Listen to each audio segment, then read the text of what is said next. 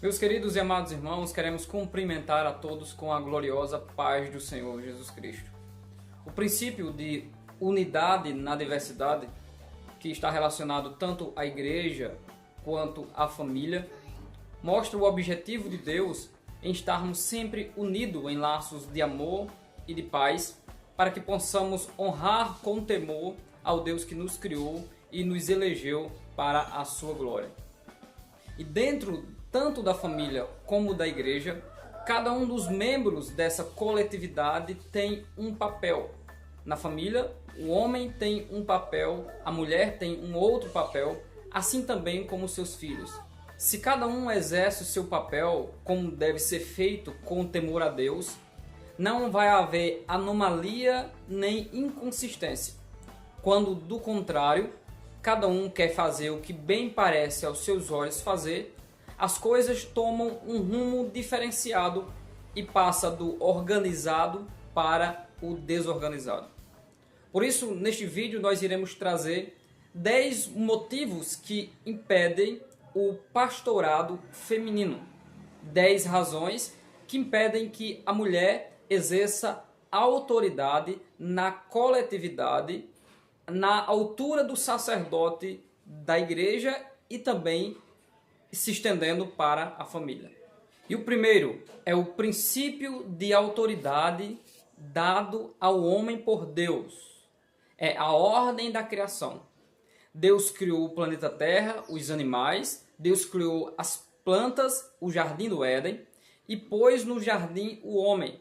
E Deus falou com o homem e disse: de toda planta que está no jardim, de toda árvore você pode comer.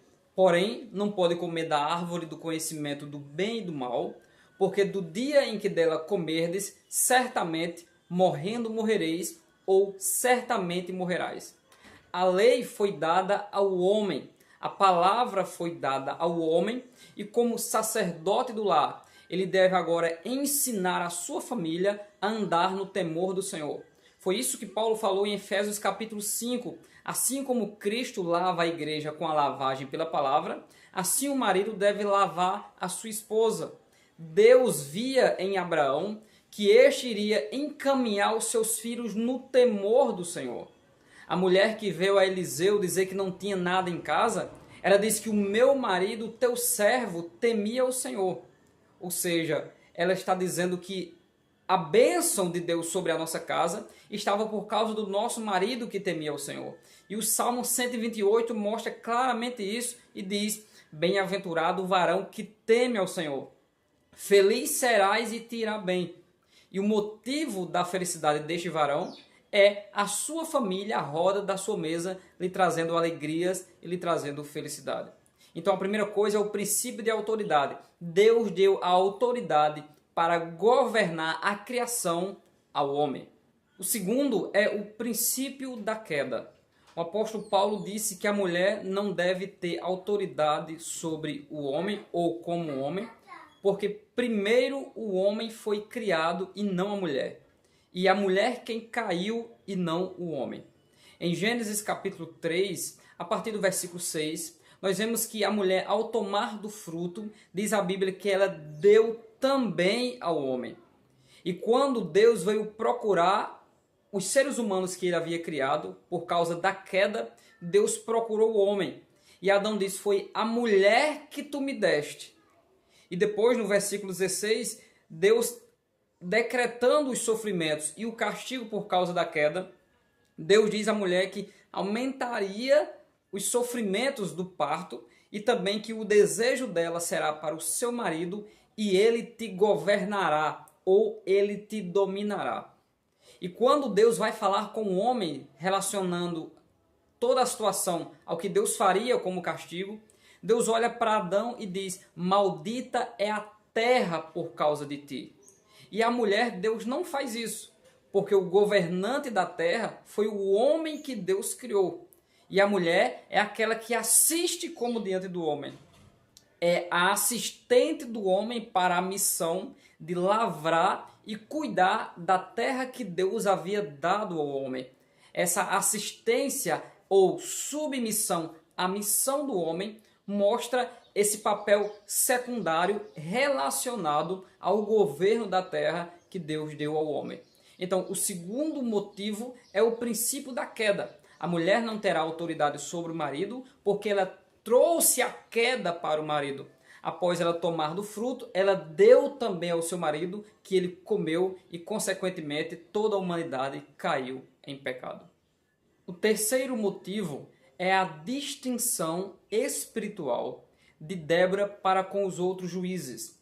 Não é nem a questão dela apenas agir no sentido civil, de julgar as causas do povo de Israel. Mas, muito mais do que isso, é a manifestação sobrenatural relacionado ao chamado que Deus tem do juiz anterior a Débora e depois de Débora. Você pode conferir que Deus diz: e Deus suscitou e Deus levantou Eude, o juiz anterior a Débora. E o juiz posterior a Débora é Gideão, que Deus diz: não é certo que eu enviarei você ou que eu estou enviando você?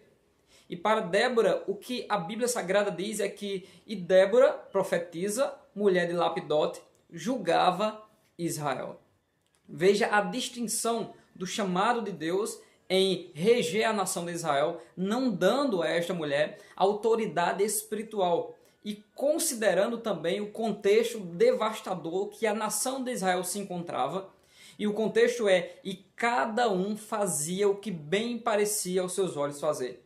A nação estava em apostasia, a nação estava longe de Deus. E Deus se utilizava de variadas pessoas para trazer o benefício para a nação de Israel, mantendo a sua promessa firme, a promessa a Abraão. O quarto motivo é a escolha para o sacerdócio e o apostolado. Existe um panorama masculino de escolhas de Deus, tanto para a nação de Israel, como também para os apóstolos e, consequentemente, a igreja. Deus chama Abraão, que confirma a sua promessa a Isaac e a Jacó. E aqui não temos apenas uma questão cultural judaica, mas a escolha de Deus, em Deus se apresentar e falar com cada um deles, confirmando a promessa dos seus pais. Deus aparece a Isaac, confirmando a promessa de Abraão. Deus aparece a Jacó, confirmando a promessa ao seu pai Isaac e Abraão. E quando nós fazemos a pergunta: quantos filhos Jacó teve? E automaticamente a maioria das pessoas responde: teve 12 filhos. Só que Jacó teve 13 filhos. E dentre esses filhos havia uma mulher, uma jovem, e ela não foi escolhida como uma das líderes das tribos de Israel. O nosso Senhor Jesus escolhe 12 homens, 12 apóstolos. Após a sua ressurreição, ele levanta-se e a primeira pessoa que aparece a Jesus é Maria Madalena. E ele fala com Maria Madalena e diga: vai e diga a Pedro. E o encontro de Jesus com Pedro em João 21 era para mostrar a Pedro que ele foi escolhido como pastor de Israel. Durante todo o percurso da igreja em Atos dos Apóstolos, o Espírito Santo está separando Paulo, Silas, João Marcos está sendo chamado, homens de Deus estão sendo chamados para compor a coluna da igreja. A influência das mulheres é notória e é muita, porém, para reger o povo de Deus, para estar separado para trabalhar mais precisamente com a liderança, estava sempre sendo escolhido os homens. Até na instituição daqueles que iriam cuidar da obra social das viúvas, foi escolhido 7 homens ou 7 varões de boa reputação para este importante negócio. Então vemos aqui que há uma escolha entre o sacerdócio, as tribos de Israel e os apóstolos, e ao longo da igreja, de homens, ou seja, uma escolha masculina para a liderança. E o sexto motivo é que na época da igreja primitiva, sacerdotisas faziam parte do culto pagão. E por causa disso, o próprio apóstolo Paulo enfatizou o não governo dessas sacerdotisas que estavam se convertendo ao cristianismo, conservando a cultura judaica e, consequentemente, cristã, da escolha dos homens para reger o povo de Deus. O motivo é que os textos que nos igualam falam de salvação e não de liderança. Agora, na lei do Espírito de vida, não tem mais homem, mulher, escravo, servo, livre, judeu e gentil. Todos somos um em Cristo. Nós somos a nação sacerdotal, porque agora não há necessidade de haver um intermediador entre nós e Deus. Agora nós mesmos temos comunhão diretamente com o Espírito e uns com os outros, formando a igreja. Esses textos não falam de igualdade no sentido de papéis administrativos no meio do povo de Deus, mas nós somos iguais diante de Deus no sentido de salvação. O nosso Senhor Jesus Cristo é aquele que foi digno de tomar o livro e de tomar para si homens de toda tribo, língua e nação e trazer eles salvos para o nosso Senhor e Deus. Oitavo motivo: o comportamento da mulher no culto, no contexto de Paulo, reflete a submissão a Deus e aos homens. Quando nós olhamos Moisés em Gênesis capítulo 3, e Deus falando com ele do meio da sarça, Moisés se cobre em sinal de submissão, não ousando olhar para o fogo que não consumia aquele arbusto. Em 1 Coríntios capítulo 11, do versículo 7 ao 10, o apóstolo Paulo deixa bem claro este comportamento, tanto da mulher como do homem no culto ao Senhor. Porque o homem não deve cobrir a cabeça, por ser ele imagem e glória de Deus. Mas a mulher é glória do homem. Porque o homem não foi feito da mulher, mas a mulher foi feita do homem. Porque também o homem não foi criado por causa da mulher, e sim a mulher por causa do homem. Portanto, por causa dos anjos, a mulher deve trazer um sinal de autoridade sobre a cabeça. Aqui simplesmente é uma questão de submissão e de hierarquia diante de Deus nas cerimônias, nos rituais e nas celebrações ao Deus Todo-Poderoso, mostrando essa autoridade sacerdotal e espiritual que o homem tem sobre a igreja. Não fala de desigualdade, nem discriminação, nem falta de capacidade, mas nós estamos falando de organização administrativa. Assim como é na família, assim também é na igreja e assim também é no reino espiritual. Tudo isso quem fez foi o Senhor. O nono motivo é o silêncio público como influência pastoral na coletividade. Estou colocando aqui textos que mostram o comportamento da mulher no sentido de estar submissa, em silêncio e não ensinar. E tudo isso reflete um governo sobre o marido ou sobre a liderança. E não no sentido dela se calar. Pelo contrário, o apóstolo ensina que as mulheres devem ensinar as outras mulheres como ser boas donas de casa. Ou seja, a influência do ensino ela faz parte.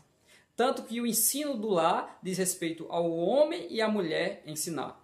Os textos que o apóstolo Paulo fala sobre o comportamento das mulheres é no sentido de influência de liderança sobre o corpo de Cristo, sobre a coletividade da igreja. Por isso que ele fala das questões da cabeça com véu, sem véu, rapada, do homem e da mulher. Por isso que ele fala sobre estar em submissão e se quiser aprender alguma coisa, pergunta ao seu marido em casa. Dentro desse contexto, Paulo está falando sobre julgar as profecias. E julgar as profecias é expor elas na coletividade com a autoridade pastoral que foi dada aos homens. E antes de ir para o nosso 10º e último motivo, eu quero convidar você a deixar o seu comentário sobre o que você acha sobre isso. Também conferir se você é um dos inscritos do nosso canal e também deixar o like compartilhando também este vídeo para apoiar este trabalho. Então vamos para o 10º motivo que impede o pastorado feminino. E o 10º motivo simplesmente é esse, que a palavra do apóstolo Paulo, que edificava e constituía a liderança das igrejas por onde ele passava, é que a palavra para o ministro, a palavra para o sacerdote não era endereçada às mulheres e sim aos homens. Em 1 Timóteo capítulo 3, a partir do versículo 1, ele diz que quem deseja o episcopado, excelente obra deseja. Até então, indefinido, quem deseja.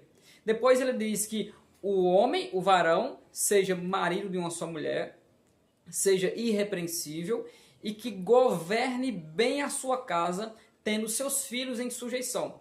Então ele endereça ao homem que tem a sua única mulher, seja casada uma única vez, e que seja um bom governante da sua casa. Da mesma forma, quando ele vai falar sobre os diáconos, já quando ele, no mesmo texto que diz da mesma maneira também as mulheres, ele não fala sobre governo e nem sobre ela ter um único homem. Ele fala sobre elas serem honestas, serem submissas e se trajarem bem. Veja, é claro o que as Sagradas Escrituras falam sobre o governo da igreja.